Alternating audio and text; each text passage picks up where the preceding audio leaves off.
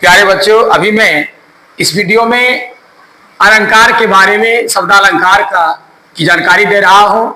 हिंदी व्याकरण के अंतर्गत आने वाले ये फैक्टर्स हैं, जिसमें मैंने आपको प्रतीप अलंकार तक बताया था। ठीक है, प्रतीप अलंकार तक बताया था। अब मैं आपको बता रहा हूं 9वां विरोधाभास।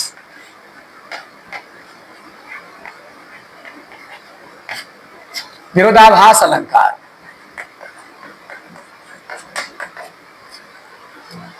विरोधाभास के बारे में आपको अच्छी तरह पता होगा। इसे दो शब्द मिली है, एक विरोध,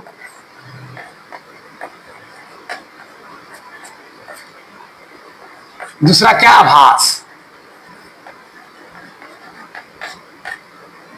विरोध का मतलब होता है उल्टा, दोनों एक जैसा नहीं होना, विरोध एक दूसरे का विपरीत। और आभास होता है महसूस होना। ठीक है, कुछ ऐसे काव्य हैं जहां की इस ढंग का वर्णन किया गया है कि एक दूसरे का विरोध करता हुआ दिखाई पड़ता है, लेकिन हकीकत में विरोध कर नहीं रहा है। ठीक है, लेकिन विरोध का आभास होता है। इसका परिभाषा क्या होगा? जहां विरोध न होते हुए भी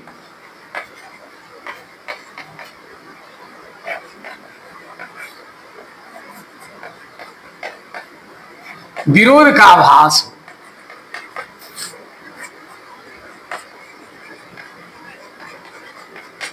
या महसूस हो,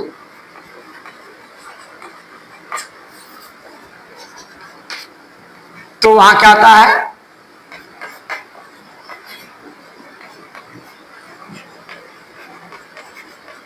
विरोधाभास अलंकार होता है।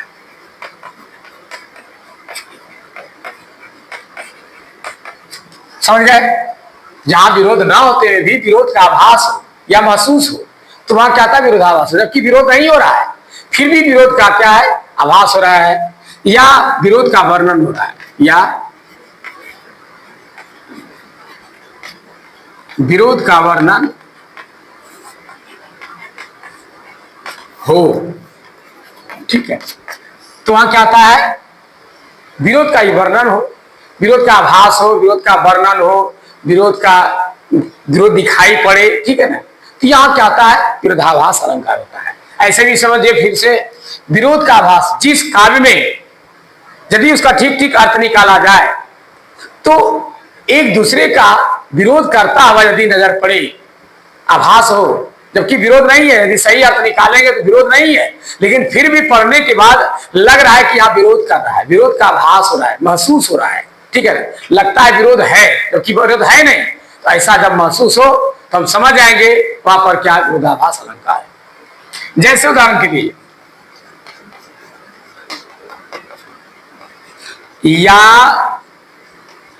अनुरागी चित्त की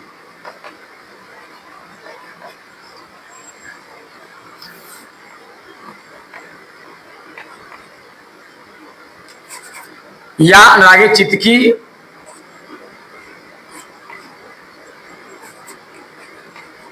या समझे नहीं कोई,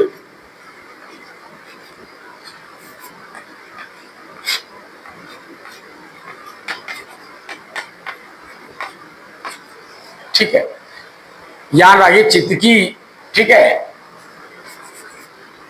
गति समझे नहीं कोई, गति समझे नहीं कोई। ठीक है, ज्यों ज्यों बूढ़े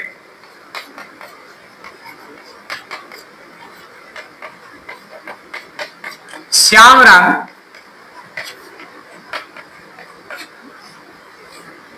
त्यों त्यों उज्जवल होए।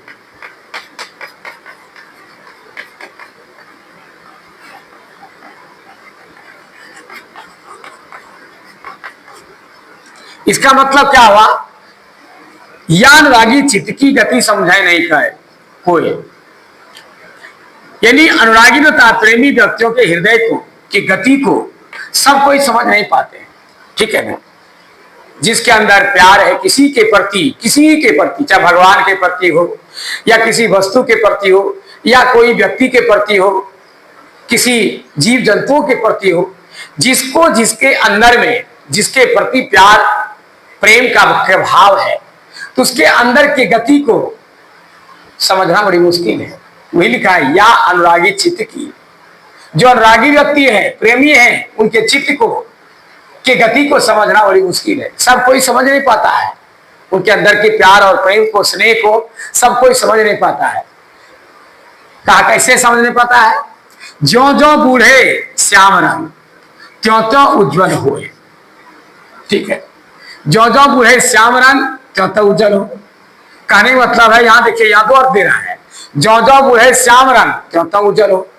ज्यों ज्यों हम उसको क्या करते हैं, श्यामला रंग देते हैं तो उज्जवल हो। कभी संभव है कि ज्यों ज्यों श्यामला रंग देते हैं या ज्यों ज्यों अंधेरा हो तो और उजाला होने लगेगा, ज्यों ज्यों शाम हो तो उजाला होने लगे? ऐसा तो नहीं सकता है। श्याम का मतलब क्या हुआ? श्यामला रंग, ठीक है, या शाम हो जाना। ज्यों ज्यों शाम होगा त्यों त्यों और सुंदर दिखाई पड़े, ऐसी बात तो नहीं है। सूर्योदय होने के बाद सुंदर दिखाई हो सकता है, दिखाई पड़ सकता है, लेकिन शाम ज्यों ज्यों होते लगे त्यों त्यों प्रकृति सुंदर दिखाई पड़े, ऐसी बातें हो नहीं सकती। वही लिखा, ज्यों ज्यों बूढ़े श्याम रंग। श्याम बूढ़े मतलब क्या हो? बूढ़ा होना मतलब गहरा होना। ज्यों ज्यों रात क्या गहरी होती है त्यों त्यों उज्जवल हो, त्यों त्यों उजाला दिखाई नजर आती है। यहाँ पढ़ने के बाद क्या आता है? विरोध मालूम पड़ता है। लेकिन जब इसको सही से अर्थ लगाते हैं तो विरोध नहीं है। क्या नहीं है? ज्यों ज्यों बूढ़े श्याम रंग मतलब क्या हुआ? ज्यों ज्यों हमारा प्रेम गहरा होता है, श्याम रंग बनता है प्रेम रंग। श्याम रंग क्या है? प्रेम रंग। जब किसी प्रेमी का प्रेम का रंग ज्यों ज्यों उसके प्रति गहरा होते जाता है त्यों त्यों उज्जवल हो, त्यों त्यों उसके अंदर का जो है विकार दूर हो जाता है। विकार दूर हो जाता है, यानी वह क्या आता है? अर्थात क्या आता है? पवित्र हो जाता है। उज्जवल होना का अर्थ क्या हुआ? पवित्र होना। ठीक है, जब वह पवित्र हो गया, हृदय साफ हो गया, तो उज्जवल होना क्या है? उसका हृदय प्रकाशित हो गया, हृदय प्रेम और पवित्रता से भर गया। तो यहां पर अर्थ क्या दिया जा रहा है कि ज्यों ज्यों भगवान कृष्ण के या किसी ईश्वर के प्रेम में हम अपने आप के हृदय को गहरा कर देते हैं, ज्यों ज्यों उसके प्रति प्रेम गहरा होते जाता है, उसका प्यार और स्नेह बढ़ता जाता है, त्यों त्यों हमारे अंदर के विकार दूर हो जाते हैं, अर्थात हमारा हृदय क्या होता है? पवित्र हो जाता है। इसका अर्थ यही बात। बोलिए यहाँ पर कोई विरोध है? विरोध नहीं है, लेकिन विरोध का आभास होता है, महसूस हो रहा है, लगता है विरोध है कि जब हम गहराई में घुसेंगे, प्रेम जब हमको बढ़ जाएगा, तो प्रेम बढ़ने से हमारे अंदर का विकार कैसे दूर, हम पवित्र कैसे हो जाएंगे? थोड़ी सी बात आती है आभास की, लेकिन आभास है, आभास होती है, लेकिन विरोध नहीं है। यहाँ विरोध की बात नहीं है। सचमुच में यदि प्रेम सच्चा ईश्वर का आपके हृदय में लग जाए तो आपका हृदय स्वतः पवित्र हो जाएगा। उनके प्रति कोई छल कपट, कोई गलत व्यवहार या किसी प्रकार की नौछ, किसी प्रकार की गंदगी, किसी प्रकार के कुभाव नहीं रह जाएंगे। मतलब उज्जवल हो गया। उज्जवल न होता, पवित्र। यहाँ पर उज्जवल का अर्थ होता है उजाला नहीं, पवित्र हो जाता है। जब हमारा हृदय पवित्र हो गया तो हमारा जीवन उजाला हो। तो यहाँ का जो अर्थ है, ये जिस अर्थ से हम इसको ले रहे हैं, उस अर्थ में यह विरोध उत्पन्न करता है। सीधा अर्थ लगाते हैं कि जो जो हमारा रंग गहरा होता है, श्याम होता अंधेरा काला, जो जो गहराई श्याम अंधेरा छाता जाता है, दूसरा उज्जवल होता है। यहाँ तो विरोध की बात हो रही है, विरोधाभास हो रहा है, ठीक है ना। तो जहां इस तरह की बातें हो, पढ़ने के बाद विरोध महसूस हो, तो वहां पर क्या आता है? विरोधाभास होता है। विरोधाभास अलंकार कहा जाता है। अब आइए आगे,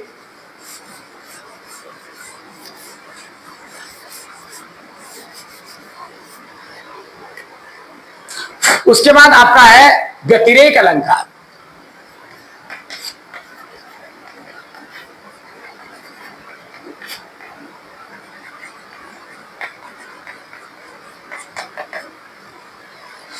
अब व्यतिरेक क्या है? व्यतिरेक क्या है इसके बारे में समझना होगा, ठीक है ना। व्यतिरेक क्या है? जहां की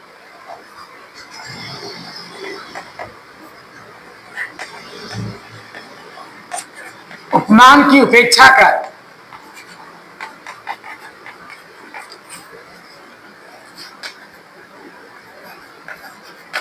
उपमेय के गुण को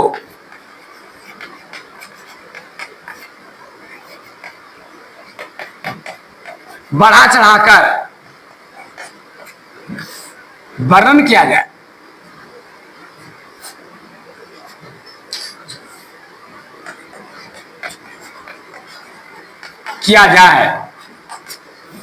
वहां व्यतिरेक अलंकार होता है।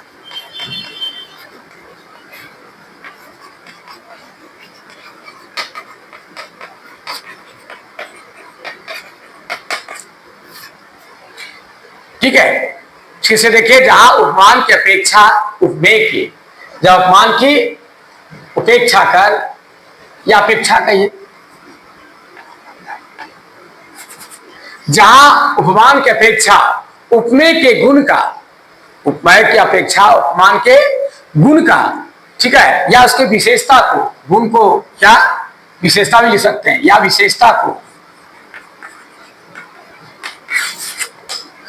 बढ़ा चढ़ा करके वर्णन किया जाए, बढ़ा चढ़ा करके वर्णन किया जाए, तो वहां क्या आता है, व्यतिरेक अलंकार होता है।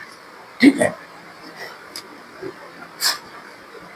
तो बढ़ा चढ़ा कर क्या हुआ, उदाहरण के लिए है, आप जानते हैं कि जब ये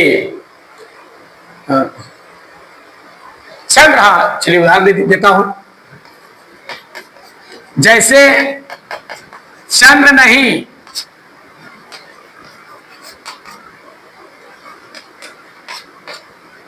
कर सकत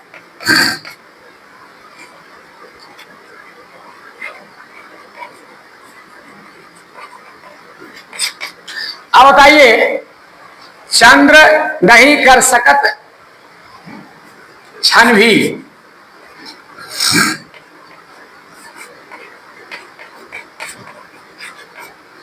चंद्र नहीं कर सकत क्षण भी प्रिय वदन की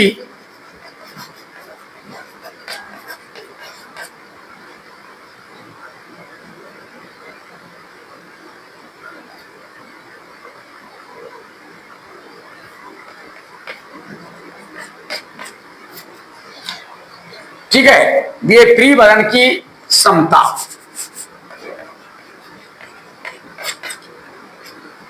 कह रहा है चंद्र नहीं कर सकत क्षण भी प्रिय वदन की समता।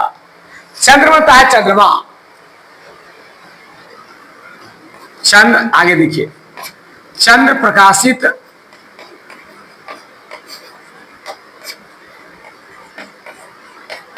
होत निशी,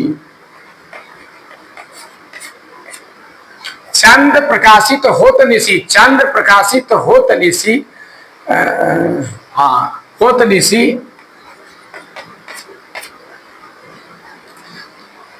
चंद्र प्रकाशित हो सरिति, वह दिन रात व्यस्ता, वह दिन रात विहस्ता। अब देखिए, यह सोचने वाली बात है, चंद्र का अर्थ हुआ चंद्रमा, नहीं कर सकता है क्षण भी, क्षण भर भी प्रिय वदन यानी प्रेमिका के शरीर की समता बराबरी। यहां बताया जा रहा है कि जो प्रेमी है, प्रेमी नहीं कहिए इसको, कहिए नायक, हीरो, ठीक है ना, या नायिका कहिए, तो नायिका के चेहरे की जो सौंदर्यता है, खूबसूरती है, ठीक है ना, वह खूबसूरती चंद्रमा भी नहीं कर सकती, क्षण भर, थोड़ा देर के लिए भी नहीं। नायिका के चेहरे की, बदन की सौंदर्यता, उनकी शोभा, उनकी क्या कहते हैं श्रृंगार, उनकी सजावट, उनकी, चंद्रमा भी थोड़े देर के लिए नहीं कर सकता। प्रिय बदन की समता, प्रिय बदन क्या हुआ, प्रिय माने यहां क्या हो गया आपका, नायिका, नायिका के शरीर की समता में बराबरी चंद्रमा भी नहीं कर सकता। चंद्रमा चाहे वो कितना भी उज्जवल हो, देखने में सुंदर हो, पूरी रात को प्रकाशित करता हो, लेकिन फिर भी उनके शरीर की, यानी उसके बदन की जो सौंदर्यता है, उनकी समता और बराबरी चंद्रमा नहीं कर सकता। कहा क्यों भाई, क्यों नहीं कर सकता, इसका कारण क्या है, अब उससे इसका तुलना क्या है कि चंद्र प्रकाशित होत निशी में, क्योंकि चंद्रमा जो है प्रकाशित जो होता है वह सिर्फ रात में, चंद्रमा प्रकाशित होता है कब? निशिव रात में। चंद्रमा रात में प्रकाशित होता है, सिर्फ रात की शोभा बढ़ाती है। ठीक है, चंद्रमा रात की शोभा बढ़ाता है। आप देखिए जैसे ही सुबह होने लगता है चंद्रमा मलिन दिखाई देने लगता है, उनकी सुबह शोभाहीन हो जाती है। चंद्रमा की शोभा तो रात में ही होती है, सिर्फ सवेरे होते होते वह जो है मलिन हो जाता है, वह शोभाहीन दिखाई पड़ने लगता है। इसलिए कहा कि चंद्रमा जो प्रकाशित होता है सिर्फ रात में ही होता है, लेकिन वह दिन और रात ज्यादा व्यस्तता है। यानी नायिका का जो शरीर की जो सुंदरता है वह दिन रात प्रकाशित होता है, दिन रात सुंदर लगता है, शोभायमान लगता है। अब बताइए यहां चंद्रमा और इसमें कोई तुलना हुआ? कितना दिया है? जहां उपमान की अपेक्षा उपमेय की, उपमान क्या हुआ? चंद्रमा से तुलना किया जा रहा था इसको, सुंदरता को, लेकिन इससे भी ज्यादा बढ़ चढ़ करके इसका बता दिया। किसका? प्रेमिका का या नायिका का के रूप की सौंदर्यता का वर्णन कितना बढ़ा चढ़ा के कह दिया कि चंद्रमा भी उसके सामने फेल है। चंद्रमा के समान लोग उदाहरण देते हैं प्रिय, लेकिन यहाँ चंद्रमा को फेल क्यों कर दिया? जबरदस्त कारण क्या बताया उन्होंने एक लाइन खींच करके कि चंद्रमा सिर्फ रात में ही प्रकाशित होता है। कितना सुंदर है, वो सिर्फ रात की शोभा बढ़ाते हैं, लेकिन यह जो प्रेमिका है या जो नायिका है यह दिन रात व्यस्तता मुस्कुराती रहती, दिन रात उसकी शोभा बढ़ती है, दिन रात वो शोभायमान लगता है, दिन रात वो सुंदर लगता है। तो आप देखिए इससे चंद्रमा से भी इसका बढ़ चढ़ के इसकी बड़ाई होगी। चंद्रमा इसके सामने फेल कर गया। क्यों चंद्रमा फेल किया? कि वह रात में सिर्फ प्रकाशित होता है, रात की शोभा बढ़ाते हैं, और दिन की शोभा फिर सूर्य बढ़ा देता है। सूर्य उदय होने के बाद ही दिन खिल जाता है। तो दिन रात के लिए अलग अलग, दिन की शोभा बढ़ाने वाले सूर्य हो गए, रात की शोभा बढ़ाने चंद्रमा हो गए, लेकिन यहाँ सिर्फ चंद्रमा से इसकी तुलना की गई कि चंद्रमा भी उस तरह प्रकाशित नहीं हो सकता, जबकि नायिका दिन रात प्रकाशित होती है, दिन रात उसकी शोभा बढ़ती है, दिन रात उसकी चेहरे की सुंदरता खिली रहती है, अच्छा महसूस लगता है, सुंदर लग रहा है, शोभायमान लग रहा है। तो इनकी शोभा की तुलना जो है को चंद्रमा को भी फेल कर दिया। यानी इस काव्य के द्वारा, इस काव्य की पंक्तियों के द्वारा यह स्पष्ट कर दिया कि जो उपमान है जिससे तुलना इसका किया जा रहा था वह तुलना भी वो फेल कर गया, और उससे भी यह बढ़ करके हो गया, क्योंकि यह तो सिर्फ रात में प्रकाशित होता है, रात की शोभा बढ़ाते हैं, या तो दिन रात बढ़ाते हैं, इसलिए चंद्रमा इसके सामने फेल है। चंद्रमा से भी इसकी सुंदरता बढ़ करके हो गई। तो जहां बढ़ चढ़ करके इस तरह से वर्णन करे वहां चाहता है व्यतिरेक अलंकार होता है। तो मैं इस वीडियो में आपको यही थोड़ी सी बात बताई, समझाया। अगले वीडियो में और दो बचा हुआ, 2-3 जो बचा होगा उसको अगले वीडियो में क्लियर करूंगा। तब तक के लिए मुझे इजाजत दीजिए। धन्यवाद।